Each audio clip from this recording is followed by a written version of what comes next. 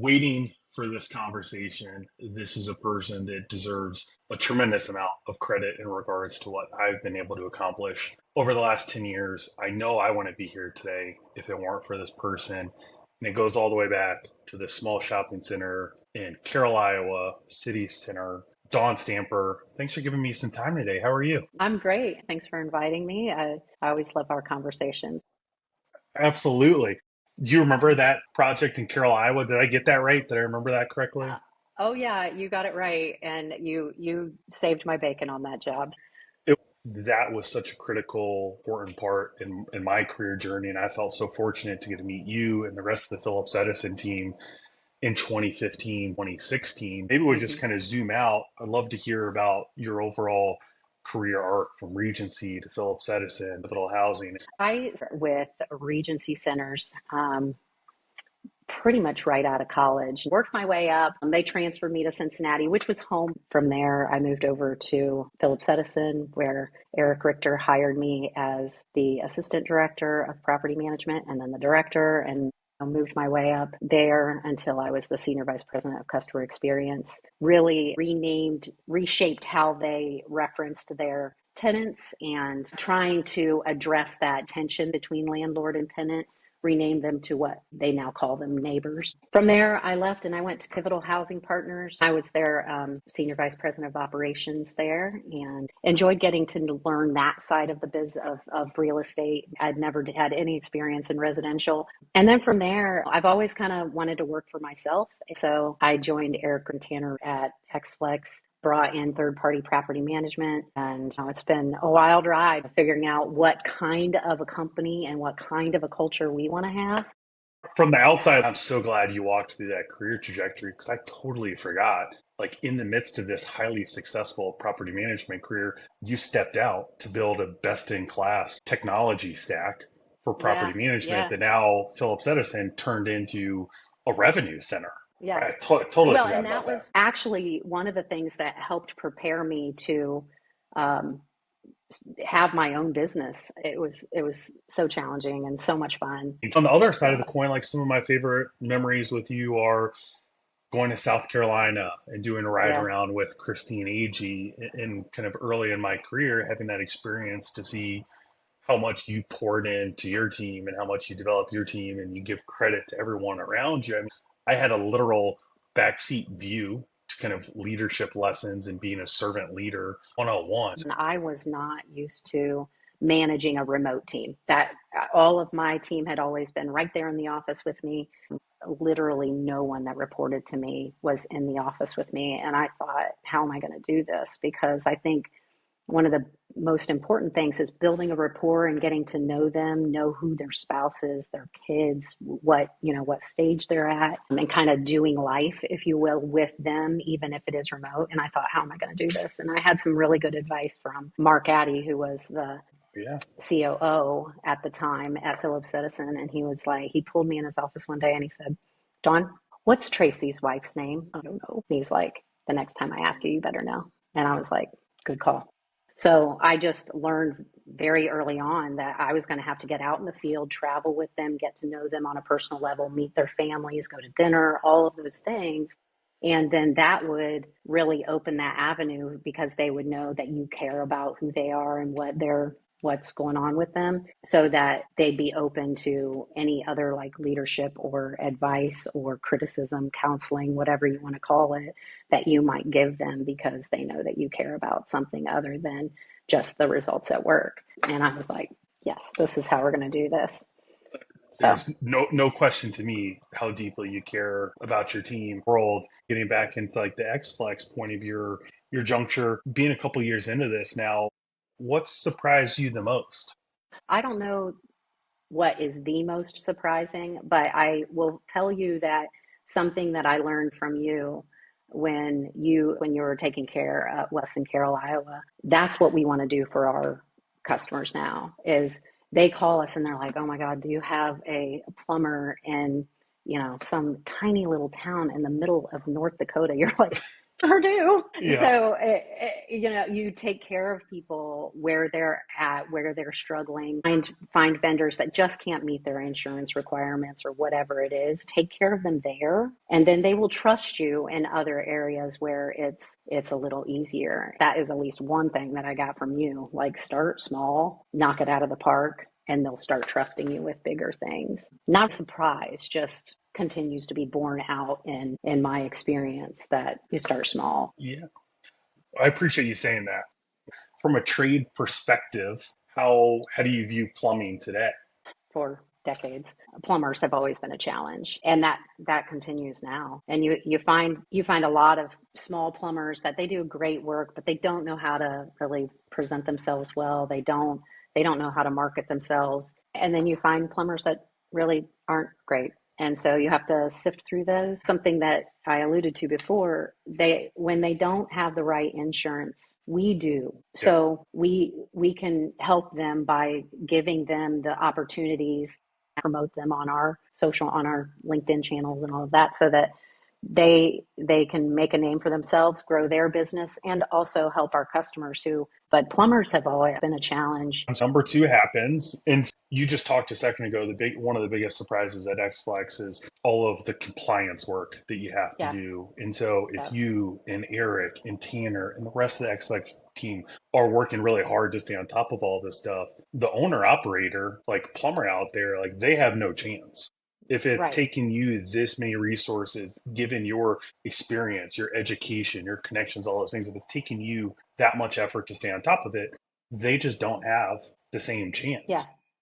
The small business owner is the backbone of America. You'll never convince me otherwise. I love what you're doing with this because I come from a blue collar family, and blue collar people they're my people. So I love what you're doing with this. There are not a lot of women that have accomplished Hmm. what you've accomplished so far. So, from my perspective, I agree. These blue collar skill trades, they're the backbone of the Hmm. economy of the US.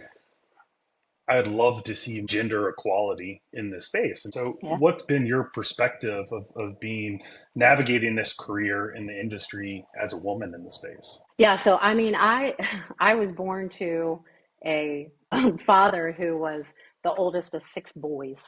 There wasn't a girl in the family until much later, like teenage years, when there was a remarriage, and he got a stepsister. And then he and my mom had two girls.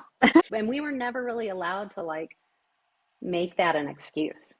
He was a diesel mechanic by trade, and he worked on cars in the garage, and did all those things that you do when you're a diesel mechanic, and had us out there, me and my twin sister out there, like learning how to change oil and change the tires just to keep us busy and out of his hair while he worked on cars. There weren't boy jobs and girl jobs because there were only girls. And so we did it all. And even now, like when I need to make some repair around the house, he'll come over and walk me through, but you don't need to think he's doing it for me. I have installed my own garbage disposal. I've changed my water heater. He never allowed there to be an excuse for me being a woman, and so I never allowed that for myself either. Women today stand on the shoulders of those that have come before them, and so do I. And men who have supported us too. So that's the message. Men and women can both do their part to allow for gender equality and not discounting people regardless of their Yeah. gender. Well, I love the way as we Yeah. shift into kind of these three questions, I'm going to call a little bit of an audible on the first question. It Hmm. was originally, what advice would you give to your 18-year-old self?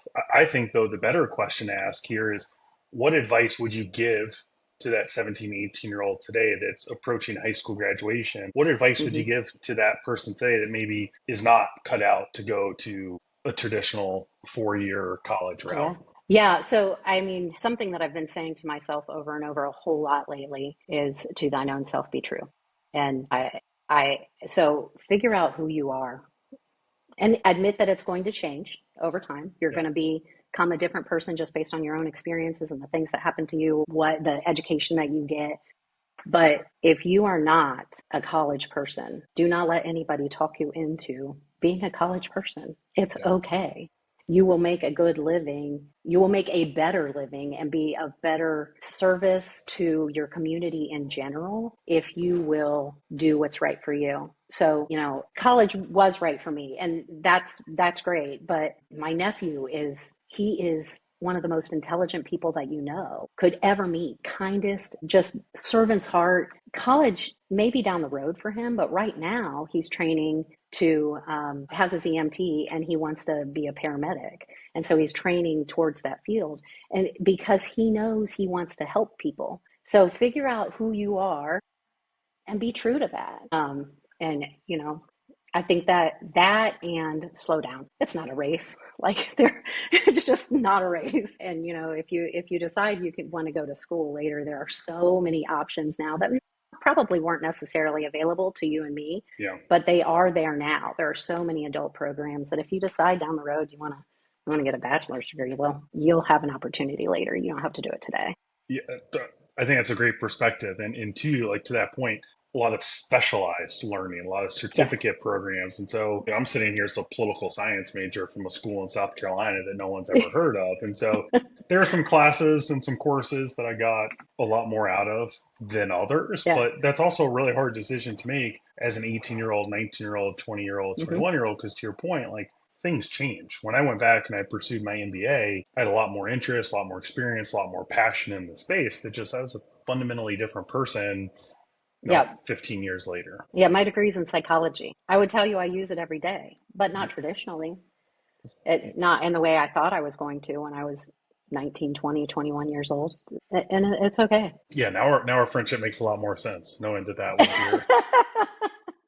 your college major. Let me ask you this: given the different hats you wear, and having been a corporate executive, now being a business owner, a vendor, having customers, how do you want to be thought of by your employees, your customers, just overall stakeholders? How do you want people thinking and talking about you? Yeah, something that I try to live by is to give credit to the people that are working around you when something goes right and absorb the blame when it doesn't. I want to be somebody who will come to you and say, "Hey, Mike, so we failed here, right? Like we failed here. Let's be honest with each other about that. And this is how let's have an action plan for how we're going to address that later." But then when someone else comes to me and says, "Hey, Dawn, what happened there? Why was there a failure there?" I want to be the one that absorbs that. I'm not sharing blame with anyone else. I'm not putting that off on anyone else on my team. I'll take it and I'll share the success. I'll sing their praises and I'll absorb the blame. That's how I hope that my team remembers me, both the people that I've worked with before and the people that work with me now, that I'm just a person that doesn't, I'm not interested in the blame game. When you just said, "Hey, Mike, we failed here," I had instant PTSD of like Palmetto Pavilion. I went like, wait, went back. I was like, yes, yes, yes, we did fail. Yes, we're going to make it right. Yeah, I can attest to that is absolutely your leadership style. How this I think is the question I'm really looking forward to asking you. What's one personal value that you hold close? I think I just always want to show up with integrity and, speak the truth, take responsibility for the decisions I've made, the actions I've taken. I am not perfect by any stretch of the imagination, but I just want to show up with integrity. And so that people know they can trust me. I'm not going to lie to you. I'm not going to sugarcoat things. I will try to say them diplomatically, depending on the situation, of course. But I want to be a person of integrity, and that's how I want to be known. Yeah, I think anybody that's beautiful. Anybody that knows you would definitely talk about your integrity kind of first and foremost. It's one of the things I've enjoyed the most about our relationship, our friendship. I'm so fortunate and grateful to consider you a good friend. I look forward to staying in touch. I really appreciate you Yeah. taking the time today. And I know Yeah. no one ever wants to jump on and be interviewed, but you did great. And so much of what you had to share is really valuable for people to hear. So I appreciate it. Have a great rest of your day, Don. Thanks for your time. Yeah, thank you. And I'll be here cheering you on. I love what you're doing. I Sounds love the blue collar network and all the things that you're working on here. I'm a big fan. So awesome. Thank good you, job. Don. Talk to you soon. Thanks. Bye bye. See ya. Bye.